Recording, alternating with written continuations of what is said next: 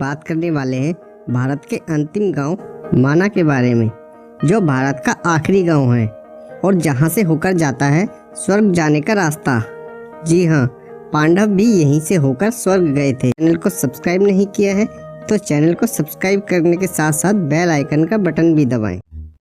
माना गांव तिब्बत की सीमा पर स्थित भारत के राज्य उत्तराखंड का अंतिम गांव है और यह राज्य के चमोली जिले में स्थित है तथा बद्रीनाथ धाम से 3 किलोमीटर ऊंचाई पर बसा हुआ है।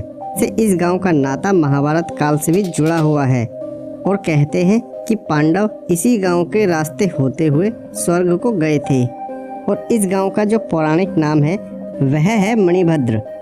यह स्थान सरस्वती नदी के किनारे बसा हुआ एक खूबसूरत गांव है और अगर पर्यटन की बात की जाए तो यह स्थान पर्यटकों के लिए भी बहुत ही बेहतरीन स्थान है।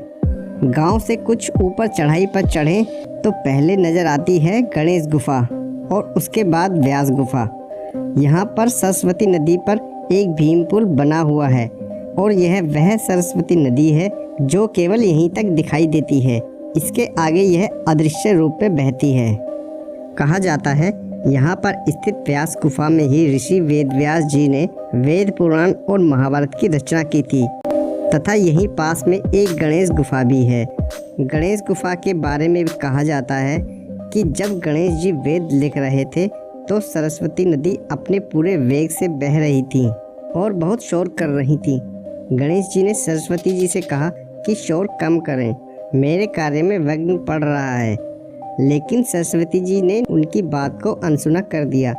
इस बात से नाराज होकर गणेश जी ने इन्हें श्राप दे दिया कि आज के बाद इससे आगे तुम किसी को भी नहीं दिखोगी।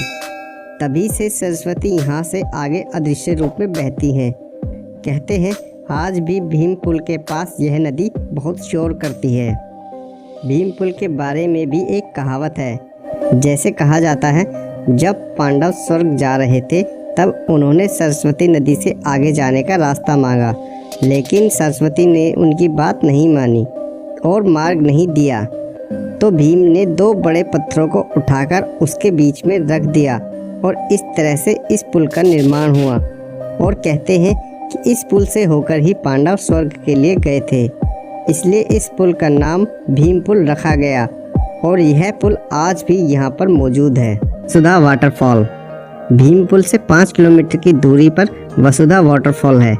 इस वाटरफॉल में पानी 400 फीट की ऊंचाई से गिरता हुआ एकदम मोतियों की बौछार की तरह लगता है।